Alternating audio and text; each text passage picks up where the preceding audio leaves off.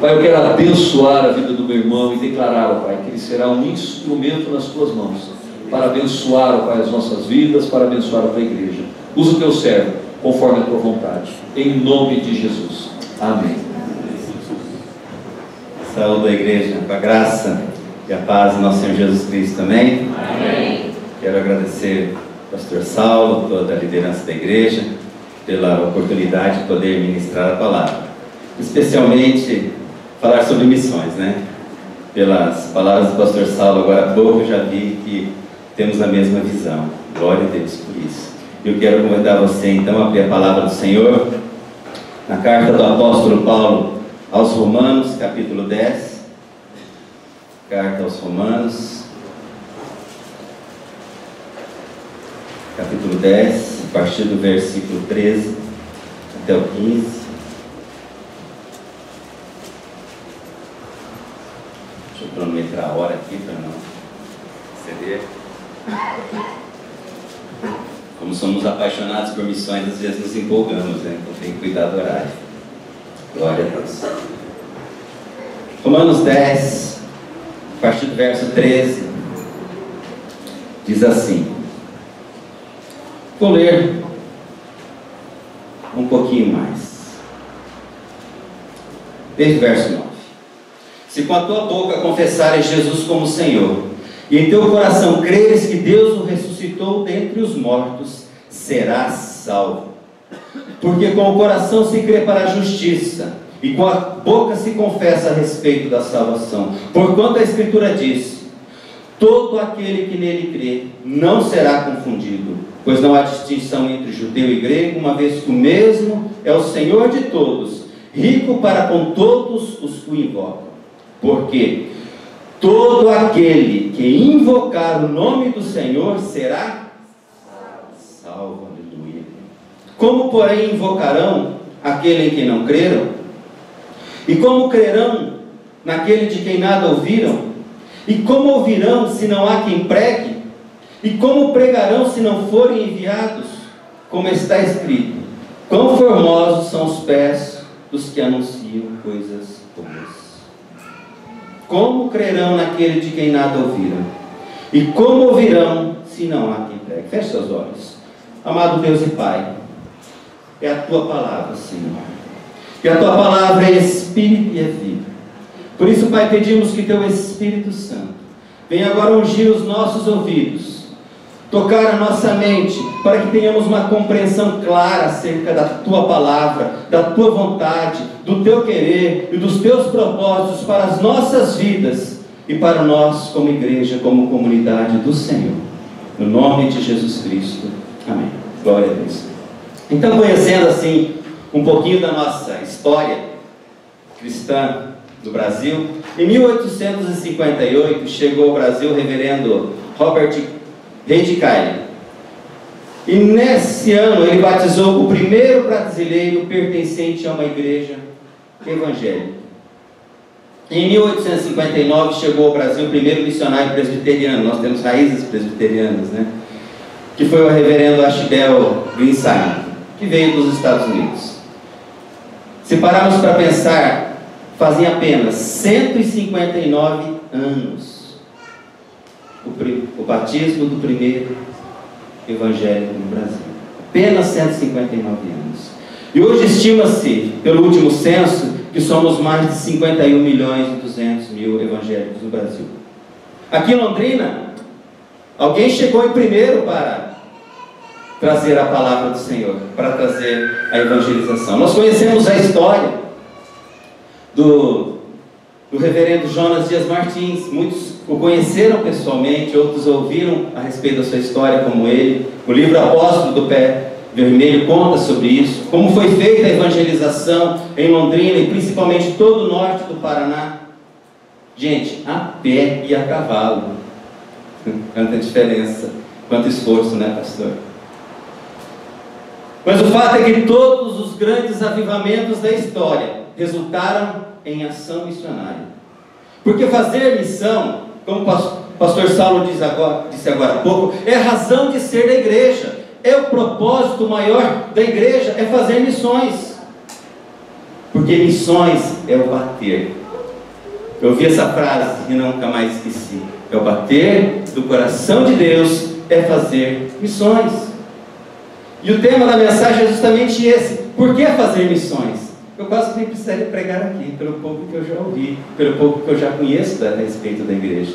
Mas foi essa a mensagem que Deus colocou no nosso coração. Primeiro motivo é porque Ele, o Senhor, nos deu um grande exemplo. Isaías 43, versículos 11 a 12, diz assim: Eu sou o Senhor, e fora de mim não há Salvador. Eu anunciei a salvação, eu a realizei e a fiz ouvir. E qual é o versículo mais conhecido da Bíblia, gente? É João 3,16, não é verdade? Podemos até recitar juntos. Porque Deus amou o mundo de tal maneira que deu seu Filho unigênito, para que todo aquele que nele crê não pereça, mas tenha a vida eterna.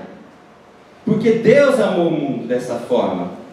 Meus amados, mas para que isso pudesse acontecer, foi necessário que o Filho, mesmo sendo Deus, Ele esvaziou-se de si mesmo. Não se esvaziou da sua divindade, mas se esvaziou de toda a sua glória, de todo o seu poder, de todo o conhecimento que Ele tinha como Deus, para assumir forma humana. Foi o alto esvaziamento do Filho, para ser reconhecido em figura humana, e ser reconhecido como servo, porque Ele foi obediente até a morte, e a morte de cruz, para que eu e você tivéssemos a salvação, porque não havia outro meio, que toda a justiça fosse cumprida. Cantamos que Deus é santo, santo e santo, e somente Ele, como foi anunciado em Isaías, podia fazer isso, cumprir toda a justiça, para que nós fôssemos feitos filhos de Deus, pelo seu sacrifício, pelo seu sangue que foi derramado na cruz, pelo alto preço que foi pago, para que nós tivéssemos a redenção, o perdão dos nossos pecados. Por causa do grande amor de Deus, é que Jesus Cristo foi enviado. Ele foi o grande missionário para cumprir essa missão de trazer a salvação para a humanidade. E através dessa ação missionária, então nós pudemos conhecer a face amorosa do nosso Deus, como diz a palavra, para que nenhum pereça, mas que todos cheguem ao arrependimento. Aleluia. Então, primeiro motivo de fazermos missões é porque Ele nos deu o grande exemplo. E o segundo motivo é porque Ele mandou.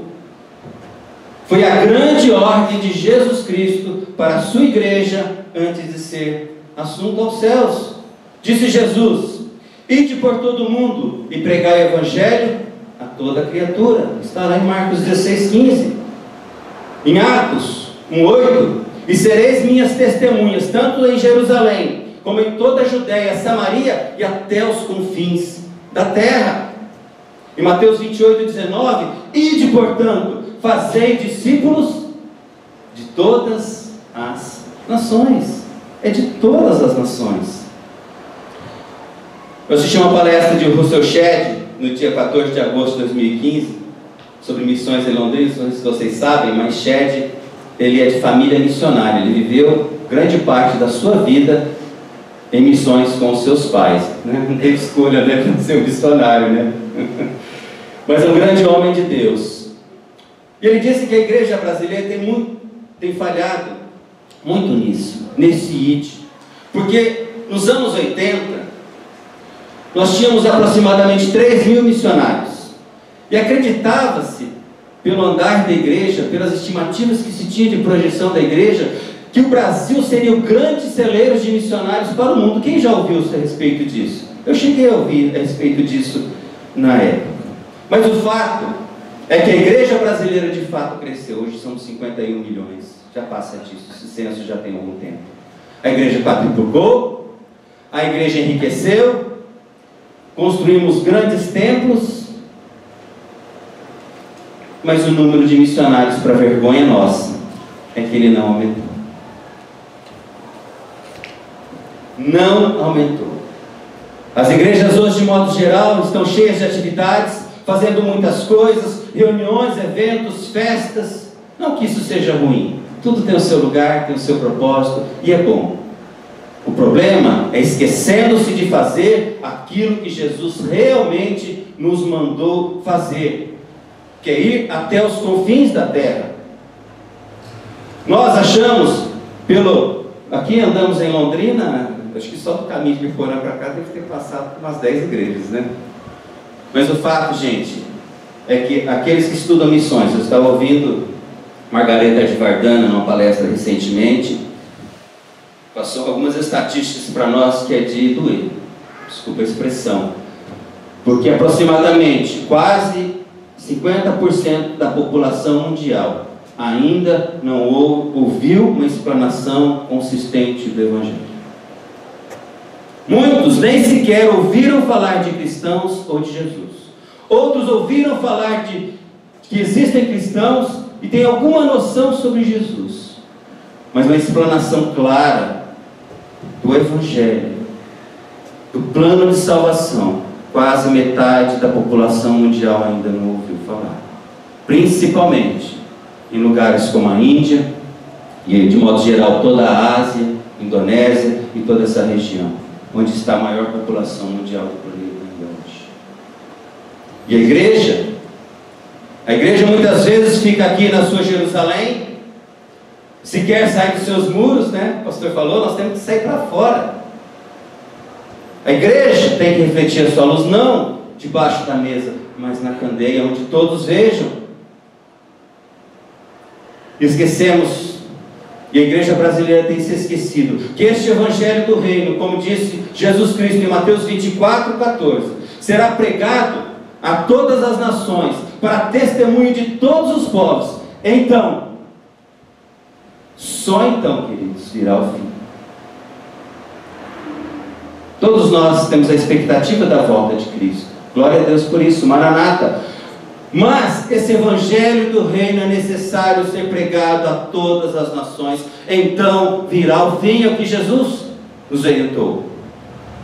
A ordem foi muito clara: ide por todo o mundo e pregai o Evangelho a todas as nações. A ação missionária começa aqui na nossa Jerusalém, através da evangelização e principalmente do discipulado.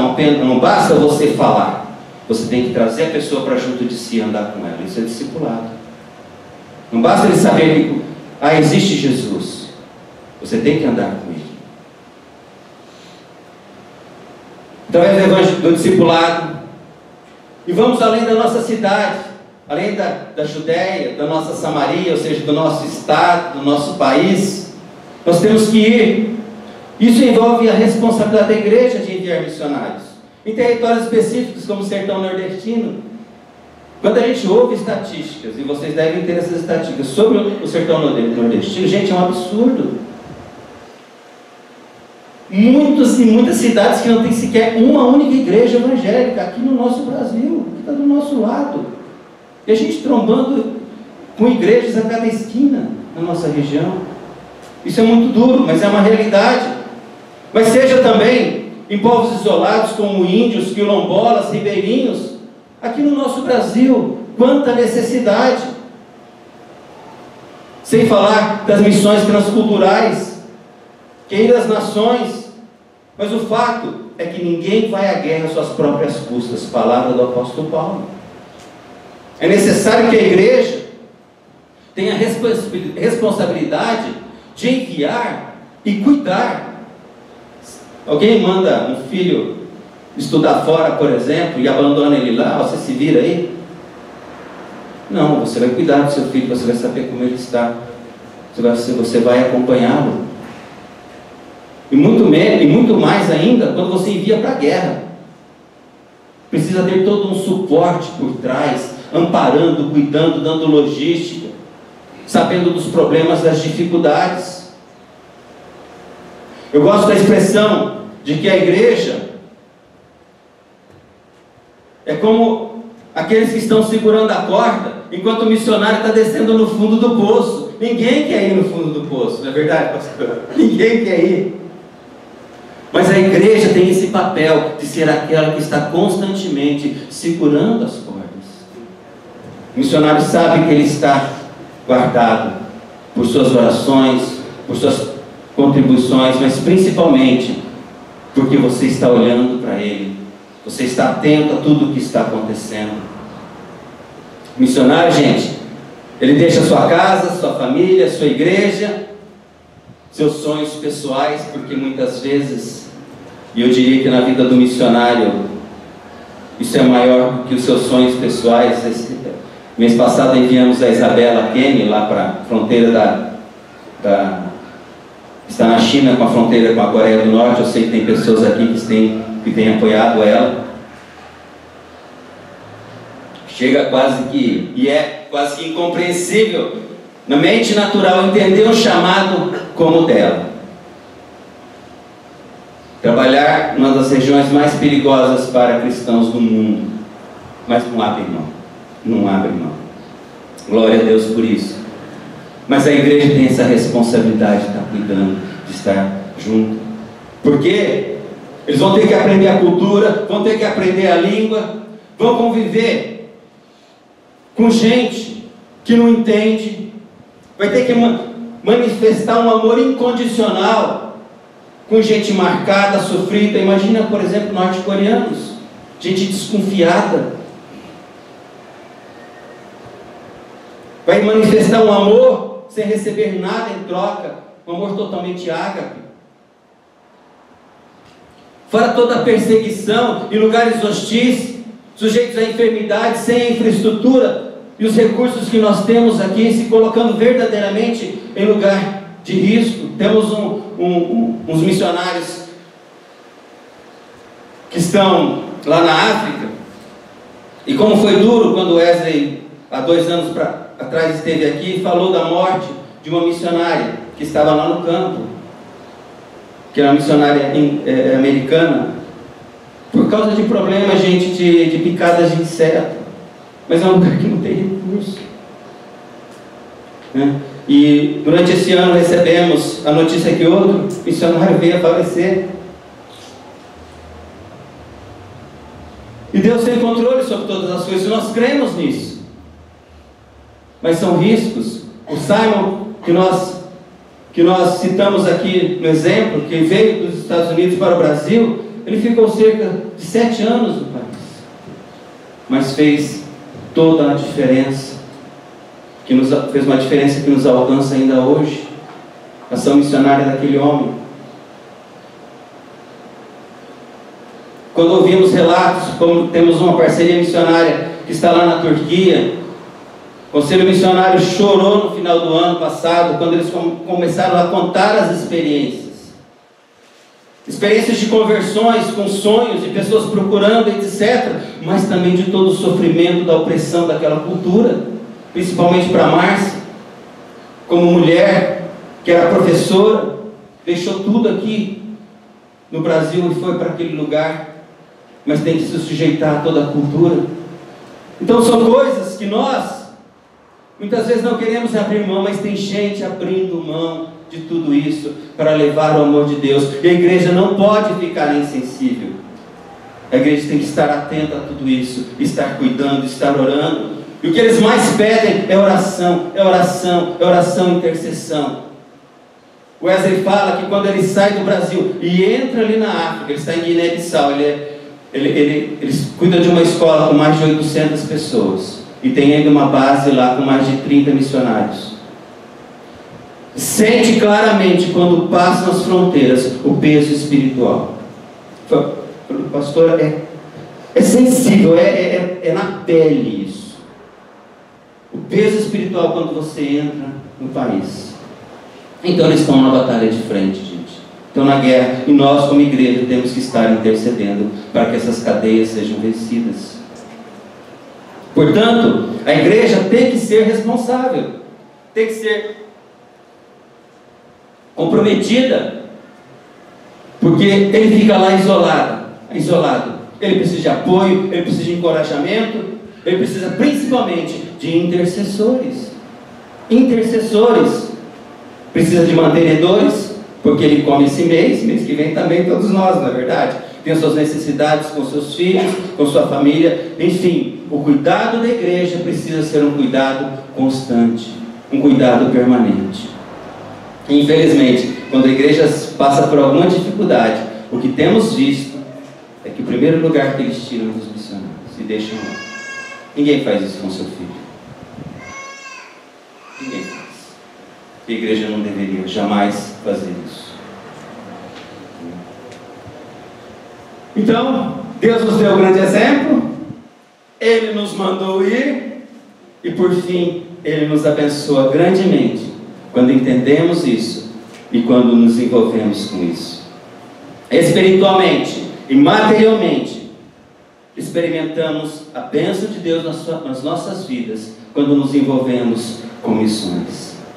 Você pode abrir, por exemplo, o texto de 2 Coríntios, deve ser um texto conhecido da igreja, 2 Coríntios 9, versículo 6.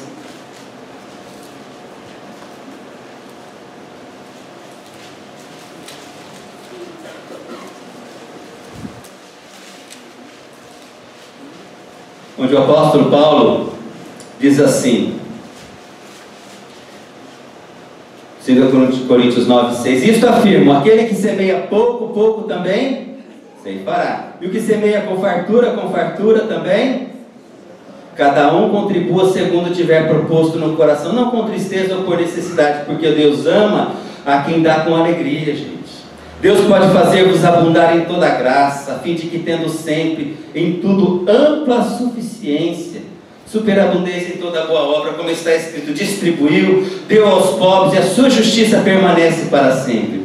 E eu gosto muito dessa frase, da expressão desse versículo. Ora, aquele que dá a semente ao que semeia e pão para alimento, também suprirá e aumentará a vossa sementeira e multiplicará os frutos da vossa justiça, enriquecendo-vos em tudo para toda... Para que é, gente? Generosidade. Para toda generosidade, aleluia, né? O qual faz que por nosso intermédio sejam tributadas graças a Deus, porque o serviço dessa assistência não só supre a necessidade dos santos, mas também redunda em muitas graças a Deus, visto como na prova dessa ministração glorificam a Deus pela obediência da vossa confissão quanto ao Evangelho de Cristo, pela liberalidade com que contribuís para eles e para todos, enquanto oram eles a vosso favor, com grande afeto, em virtude da superabundante graça de Deus que há em vós, graças a Deus pelo seu dom inefável. E ali em Filipenses, capítulo 4, é interessante, porque a igreja de Filipenses foi a igreja que se associou com Paulo, foi a igreja que sustentou o ministério do apóstolo Paulo. E o apóstolo Paulo, no capítulo 4, versículo 17, ele disse, olha, dá até para... Não vamos ficar aqui mesmo, né? A gente se empolga, né, pastor? Glória a Deus. Mas, versículo 17, não que eu procure o donativo, palavras do apóstolo Paulo, mas o que realmente me interessa é o fruto que aumente o vosso crédito. Recebi tudo e tenho abundância, estou suprido, desde que Epafrodito me passou às mãos o que veio da vossa parte. Gente, de que jeito? Olha aqui, como um aroma suave, como um sacrifício aceitável e aprazível a Deus. Foi a igreja que sustentou o ministério missionário do apóstolo Paulo. Falou, as ofertas de vocês diante do Senhor são como um aroma suave, ou seja, como um perfume gostoso, como um sacrifício que Deus aceita e que lhe dá prazer. Nós temos as nossas responsabilidades como sendo fiéis nos nossos dízimos, porque o dízimo é para sustento da casa do Senhor. Todos nós nos desfrutamos de todas as bênçãos que temos recebido aqui na casa do Senhor, as ministrações que recebemos dos nossos pastores, todo o ministério estruturado. O dízimo é para sustento da casa do Senhor, mas nós temos que ter um coração liberal para investir na obra missionária, porque esse é o propósito da igreja e o bater do coração de Deus, meus amados. E quando nos envolvemos com missões, nós nos nos fazemos participantes daquilo que Deus está fazendo. Há 25 anos atrás eu ouvi uma pregação sobre missões. E um desafio. E Deus colocou no meu coração não que eu devesse contribuir com um valor para a obra missionária. Eu trabalhava ainda como auxiliar contábil lá na arquitetura, caramba. Mas com um percentual da minha renda, que na época foi de 5%. Hoje eu tenho rendas que Deus me deu, que eu oferto 10%. 10% é para o dízimo, é para a casa do Senhor, e 10% para missões. E à medida que Deus foi me prosperando, no trabalho, na profissão, também a obra missionária não foi esquecida, porque na mesma proporção a obra missionária foi abençoada. Os jovens, escutem o que eu estou falando, invistem em missões, porque Deus vai te prosperar muito, não tenha dúvidas disso. É a palavra do Senhor, não é um evangelho de troca. Eu não prego teologia da prosperidade, mas eu sei o que está escrito aqui. Eu tenho experiência na minha vida, e essa experiência não ficou só nas questões, na questão da pessoal, porque também aplicamos isso na igreja. Aplicamos isso na igreja, começando com apenas 2%, e hoje estamos investindo 6%. Então como que a gente começa, irmãos?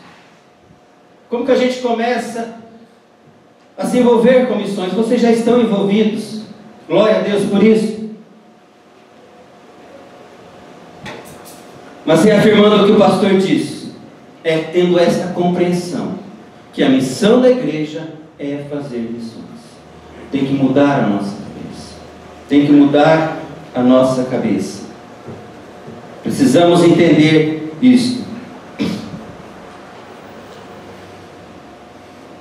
A responsabilidade é de todos. Então, muitas vezes olhamos para a liderança, olhamos para os pastores, mas a responsabilidade não é só do ministério ordenado ou da liderança constituída, amados. A responsabilidade é de todos nós. Todos nós somos chamados para sermos crentes frutíferos. Todos nós recebemos dons e talentos para servirmos o reino de Deus. Nosso coração, se você está aqui hoje, é porque o seu coração foi convertido ao Senhor. O Senhor te amou, o Senhor te atraiu. Você está aqui hoje porque Deus quis que você estivesse. Só que muito mais que o nosso coração ser convertido ao Senhor, nosso coração precisa ser convertido à causa de Cristo. Amar o que Deus ama e fazer o que Deus manda. E quando olhamos para a igreja brasileira, a gente percebe que, de modo geral, a igreja tem se importado apenas consigo mesmos. E muitas vezes os cristãos têm buscado um evangelho que apenas supre as suas necessidades. Mas o fato, o que a palavra nos ensina, é que Deus não nos chamou para sermos ouvintes apenas, mas para ser discípulos. Não apenas para ser seguidores de Cristo. Eu sigo a Cristo. Não, é para fazer discípulos. Você foi alcançado porque alguém te discipula. Você é firme no evangelho porque alguém te ensinou. Alguém orou por você, te ensinou os primeiros passos, te fortaleceu enquanto você ainda precisava apenas do leitinho. E na medida que você é alcançado, você tem que alcançar também. Precisamos fazer discípulos. Seja na nossa Jerusalém, na Judéia, Samaria e até os confins da terra. E quando nós não podemos estar lá, nós temos que enviar aqueles que lá estarão. A mesma fé que nos salva, amados, por sua graça, é uma fé que não é morta, como nos ensina Tiago. É uma fé que é viva, é uma fé que gera frutos e que nos leva às boas obras, às obras que agradam o coração do Pai. Então, de modo prático, começamos aqui em Jerusalém. Assistência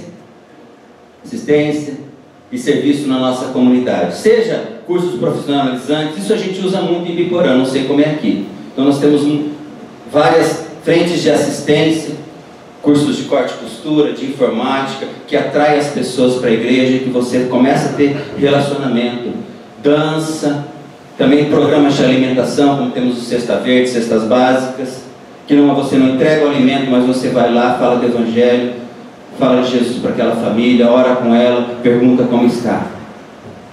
E assim você vai alcançando. É um processo de evangelização e discipulado contínuo.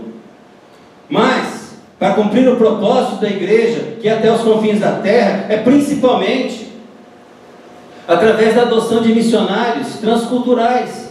Como eu já disse, relacionamento, intercessão e sustento. E muitos acham que o missionário mais precisa de dinheiro. Então você mandou o dinheiro, está tudo certo. Não é, gente. Eles precisam de ter essa segurança, essa convicção de que a igreja o está apoiando. Eles mais pedem oração. Recebemos cartas, como conselho missionário nós lemos todas as cartas, mas recebemos cartas pedindo ajuda financeira, sim, por problemas pontuais, mas de modo geral, você vê uma lista enorme de necessidades que precisam de oração. E a igreja não pode estar apática com relação a isso.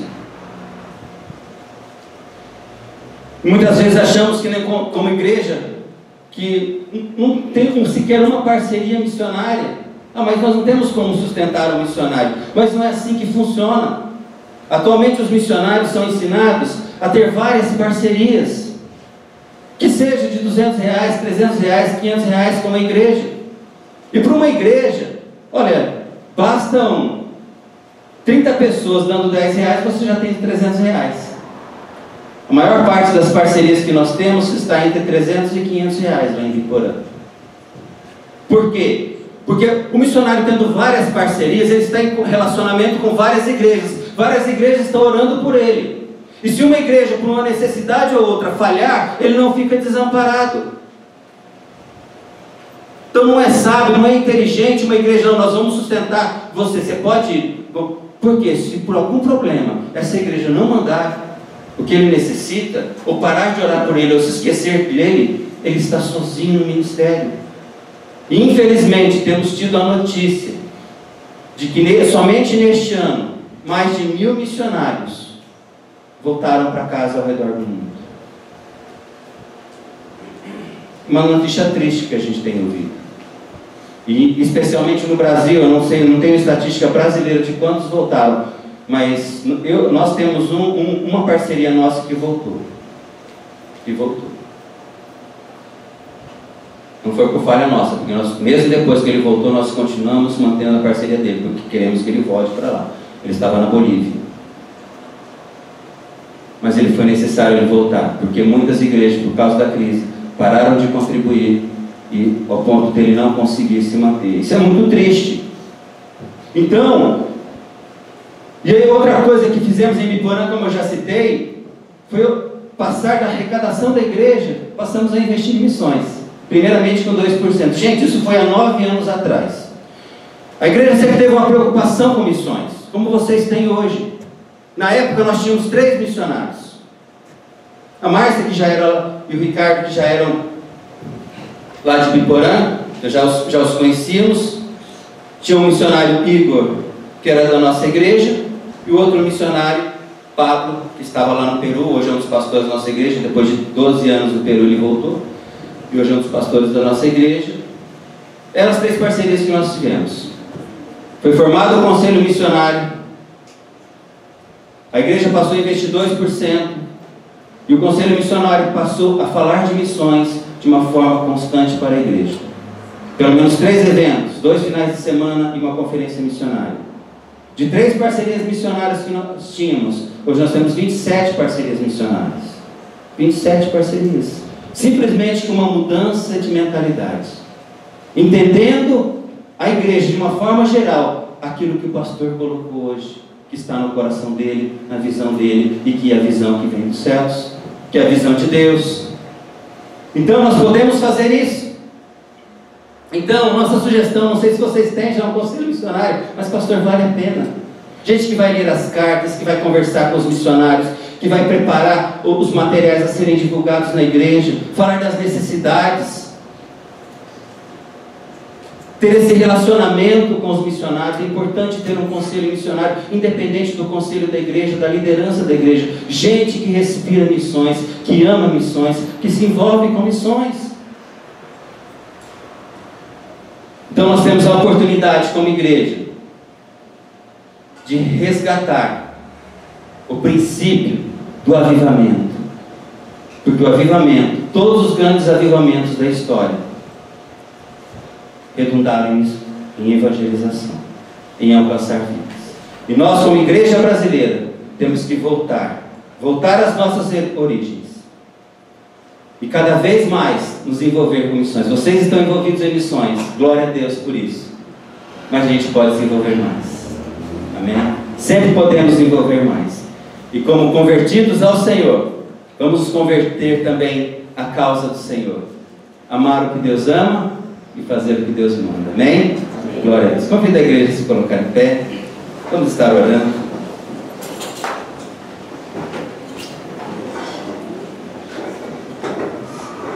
Feche os seus olhos. Se coloque diante do teu Deus, do teu Pai. Deixa o Espírito falar ao teu coração. Não podemos ter medo de sermos obedientes à voz do Espírito.